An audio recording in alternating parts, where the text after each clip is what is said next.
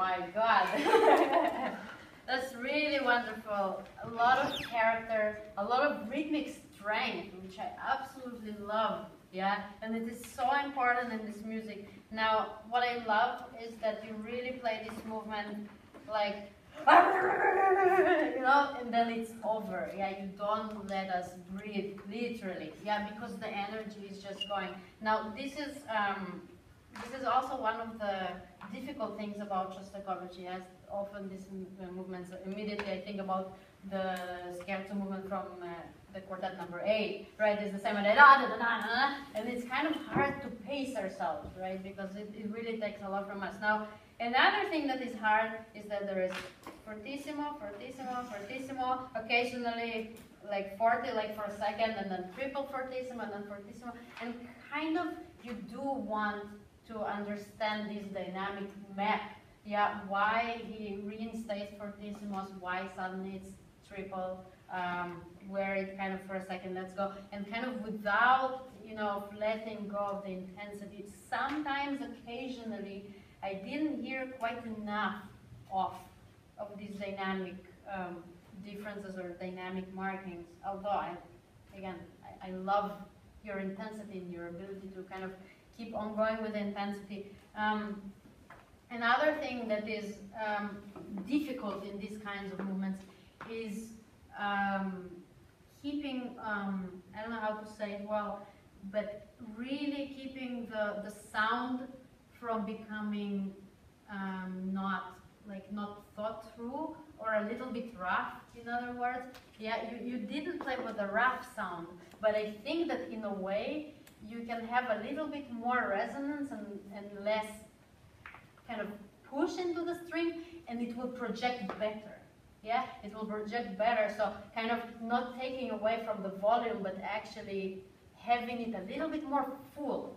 Yeah, so maybe we can start from the chords in the very beginning. Now, besides, you know, being dramatic and being really rhythmical and heavy and wonderful, we actually really want to hear the harmony. Yeah, so one of the important things that you want to think about, that you still want to be able to, yeah, hear the pitch and not just, you know, have the attack.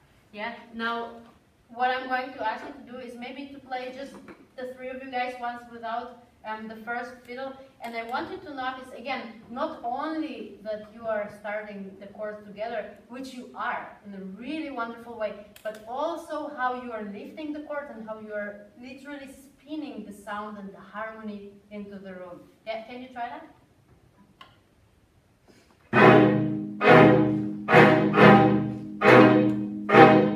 Okay, very good. Sorry, can I put my hand here? Yeah, so kind of what gives us this resonance, basically what you want to hear is that after you lift the bow, the sound keeps spinning. Yeah, and in order to do that, you want to have a very clear start, of course, yeah, but then let the bow, let the string free so it keeps resonating. We don't want at the end of the note kind of, you know, keep it on or kind of overlay so it can spin. Yeah, can you just try maybe the first chord? I know it's incredibly fussy, but you know, if you get one, yeah, you get all of it. Very good. Try once again and thinking about maybe starting from the string because you want to kind of to give it this start. Very good. Now think that as a group you are sending the sound out. Yeah, very good. Very good. Now can we hear just the last thing? Yeah, it's really, really very good. Can we hear that actually this is the bass and you're kind of the top voice and you're in the middle? So we are voicing the chord in a little bit more defined way. Try that and do as written, not just one chord.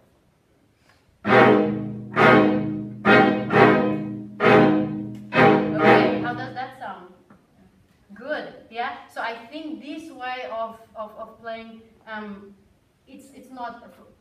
Is it less loud than before? It's just rounder.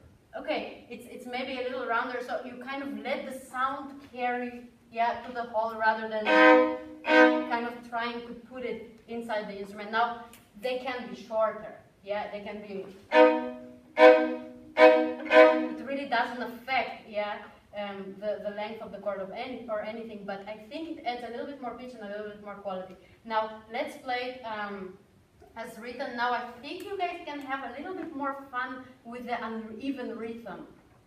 Yeah, so I hear as if it's very normal. Da, ba, bum, bum, bum, ba, ba, ba. Can you show me that it's actually really funky? Da, da, dum, bum, bum, bum, dum, bum, bum. That some bars are suddenly shorter and some maybe are a little bit longer. Yeah? Try it.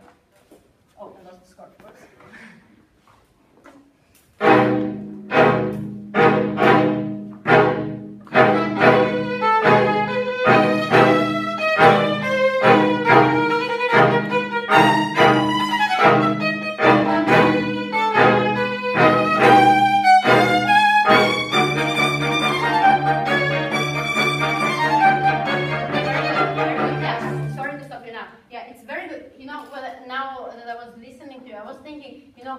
These guys, they play so vertical. This part is so vertical. What if your part was, I mean, I can't call it even melodic, yeah? But what if you followed the line and a little bit more linear with da da da da da da da da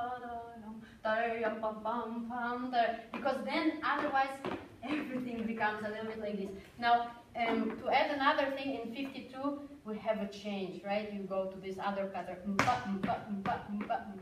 Now, can it be maybe a little bit more kind of like wild, crazy dance?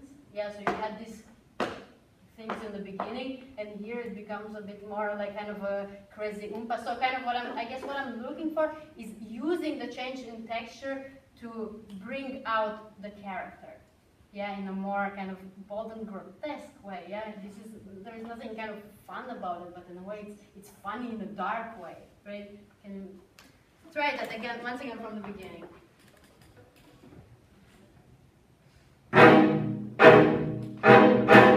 Yeah, sorry. Try not to overplay the chord. Yeah, when you hear that your string is hitting the fingerboard, yeah, that again takes away from the quality. You really want these chords to ring.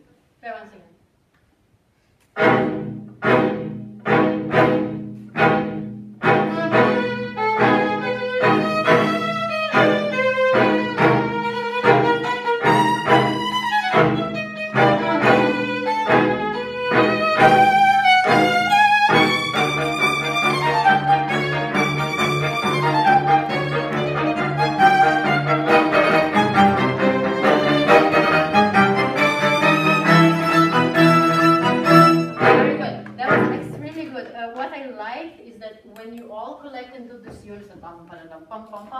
Yeah, you are really aware that that's a group moment. Yeah. Having said that, anytime you blend into a unison, yeah, you want to think, oh my God, this is a unison, because in a unison usually we want to try to blend the sounds. Yeah. So kind of, I think you want to really give a lot of cushion with the sound. Yeah, and you are obviously the top, but you want to create a feeling that that's one thing. Again, I'm going from a point of view of not taking the intensity of it away, but actually making it a little bit more precise, so we hear a clearer sound, yeah, that will actually project better in the whole. So again, you don't really want to hear the string hitting the fingerboard. Can you start right on there? I don't know what bar numbers are that. After 52.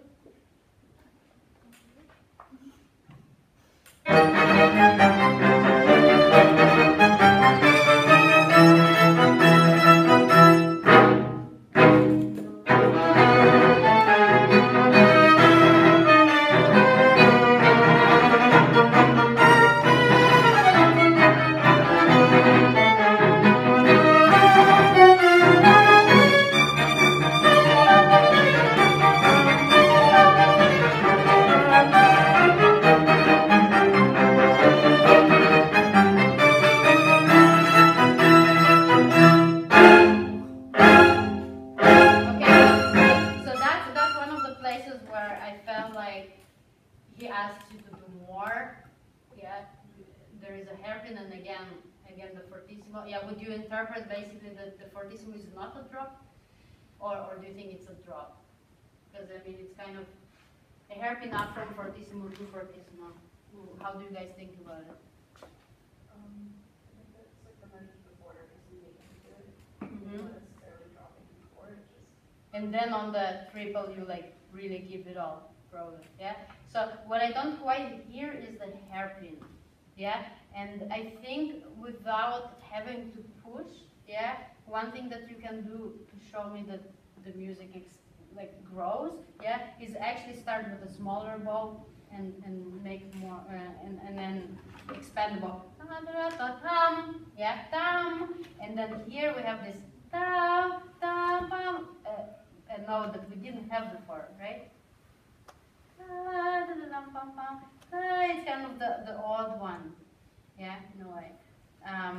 Can you try that from, I don't know what is a good place to start.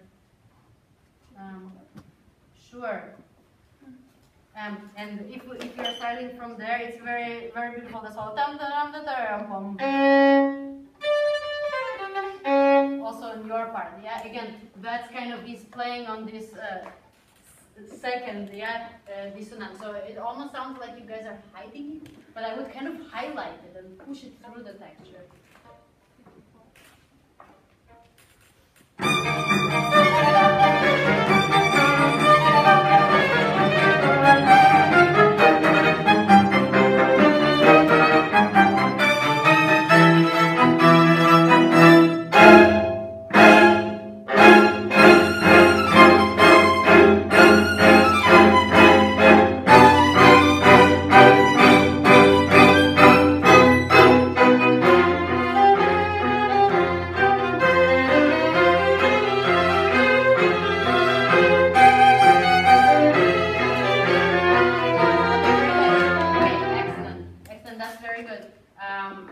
Now here in this section, I'm kind of a little bit unsure what is the relationship between the violins.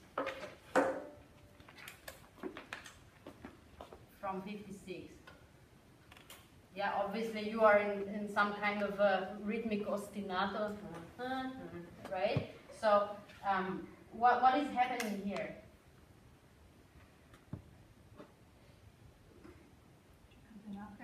Okay, yeah, absolutely. Like, do you feel like your part supports her part, like it goes together, or you go against each other?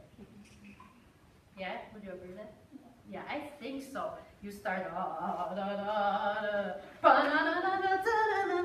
like you kind of try to do something maybe a little bit annoying or something that doesn't quite go with that. So what I miss, I guess, is a little bit of the connection. Now he has this marking of yeah, so it sounds a little bit, you know, he is very keen on doing all this, yeah, so and it's more of a sound effect rather than, you know, a hairpin that we would interpret in Beethoven or in Schubert, yeah, so I would kind of take it to the extreme, so start left, yeah, and have this kind of uncomfortable effect, yeah. Because otherwise it doesn't really come out as something special. Yeah? Would you try that? Maybe everybody from measure 56? Measure? Sorry, the video number again.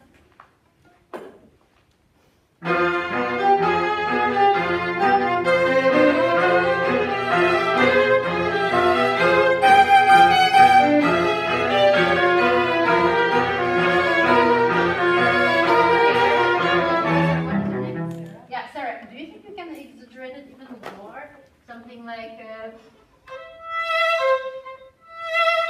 kind of really start a lot less and maybe also support the hairpin with the vibrato. And why I think it's important, because her gesture goes da da da da da da da, and you kind of go the other way around.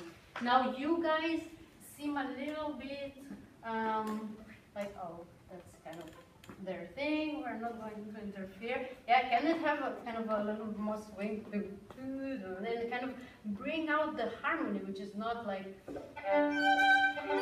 yeah, it's not something that is pleasant, it's not something that is usual. You kind of want to push these dissonances towards each other, don't try to make it pretty. Yeah? Can you try that?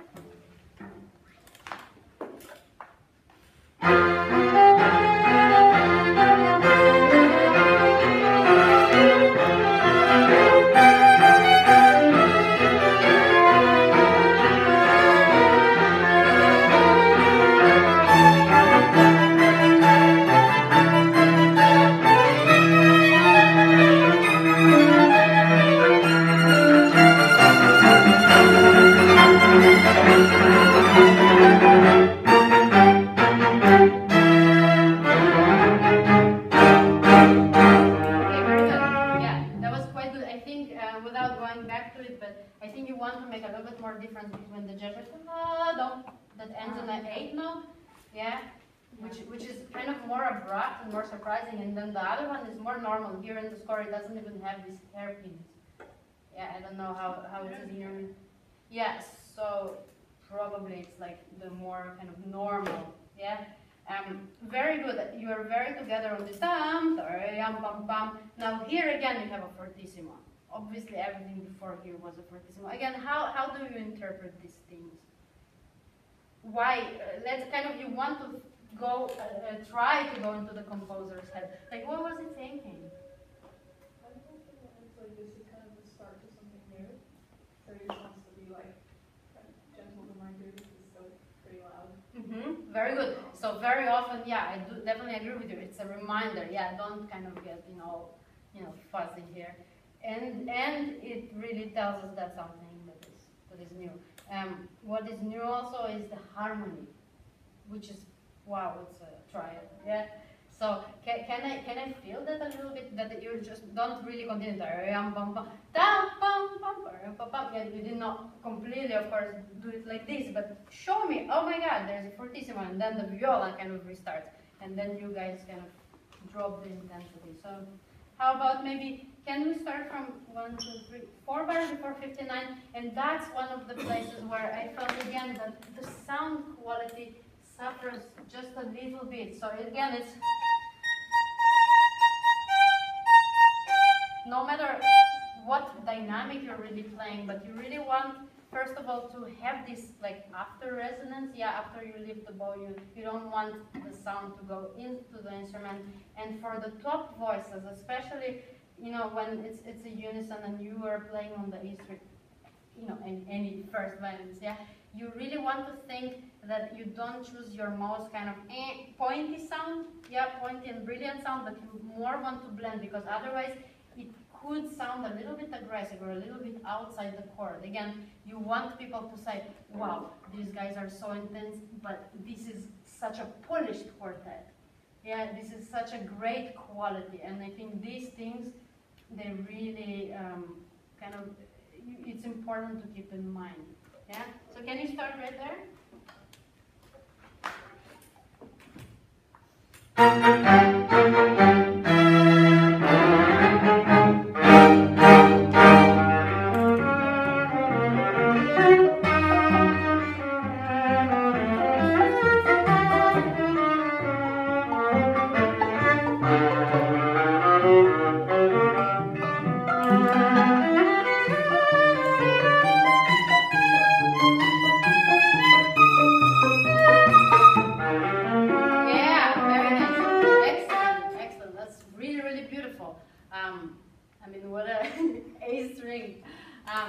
Now for the rest of you guys, can I actually ask for everybody to play except for the viola? And can you kind of make it sound like it's kind of enough on its own?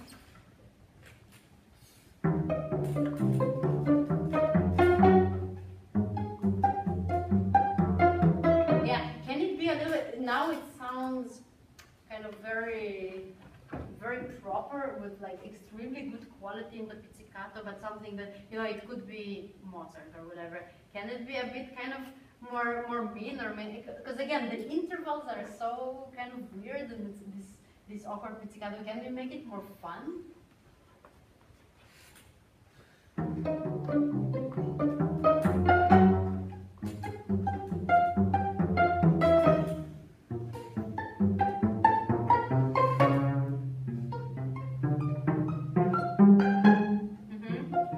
Yeah, very good. So, and I think this is something again that comes in Shostakovich very often, is that there's kind of two different sceneries that are going on at the same time. I mean, of course, you guys are the supportive part for the viola solo, but I think it's a little bit more than that here. It's like you have one identity, and on top of it, you play something completely unrelated. Yeah, and I think it can be a little bit more interesting if at the same time we can hear this, you know, multi-personality or multi-character thing. Can we now try to put all of this together?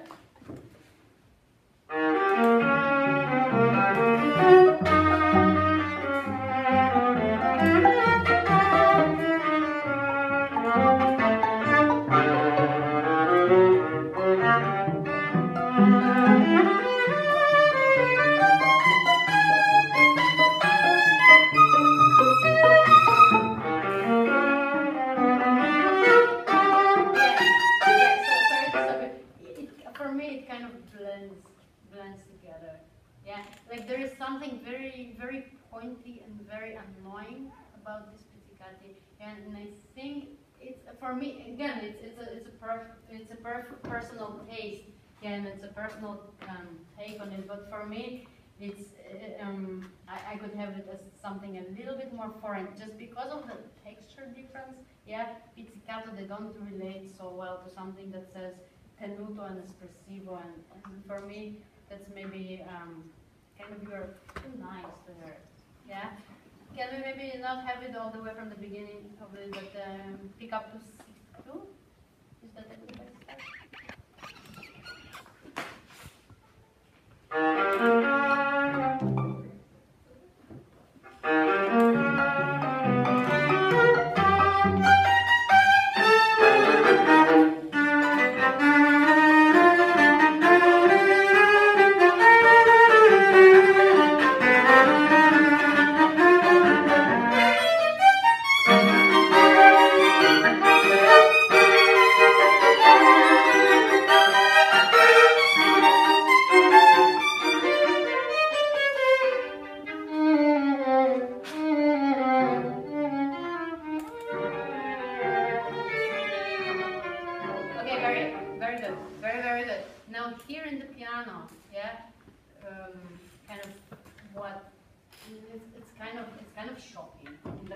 Of the entire movement, because everything is loud, everything is intense.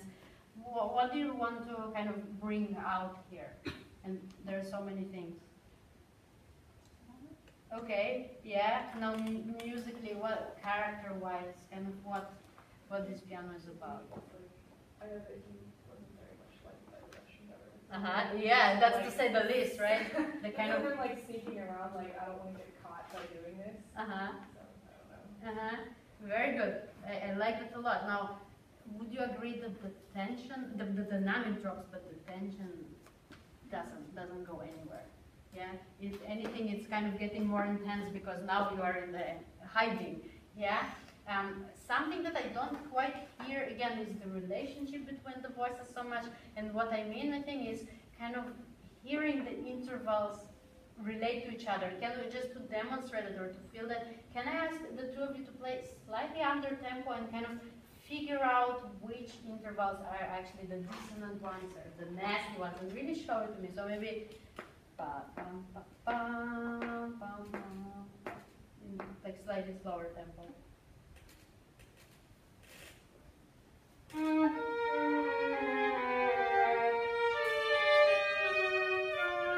Okay, can we make an experiment? So what I'm going to ask you is maybe to, for now, for the sake of experiment, play it a little bit more sostenuto than maybe you would, like, but yeah, and I will try to play the second violin part. Yeah, just to demonstrate it.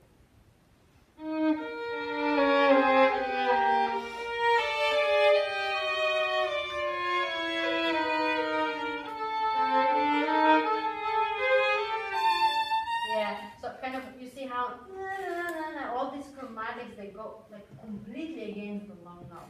And so you really want to kind of rub these intervals against each other, yeah? And for that you do need maybe a little bit more sustain and kind of hear how these notes go. And now when you play, you really want to feel every little change, how it's like, you know, doing this to her notes. Can you try that yourself? Yeah. Yeah, even from the first note.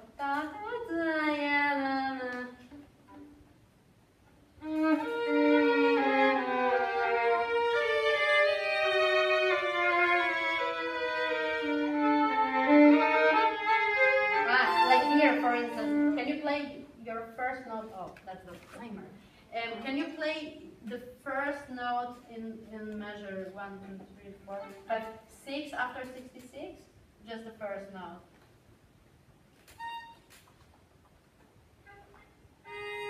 No, one measure before? No, you were right. Yeah. Ouch. Yeah, can you play it more nasty? Yeah, that's kind of what we want to hear. Yeah, because I think a lot of what Shostakovich is trying to show, I mean, obviously he's also trying to be very experimental, but also he does have this kind of corner of nastiness. Yeah, kind of to bring the ugly side of things out. Yeah, and I think part of it is really by relating these intervals to each other and actually really enjoying the dissonant chords and kind of taking the advantage of it. But you guys sound really, really good. I love your intensity. I love your involvement. Bravo.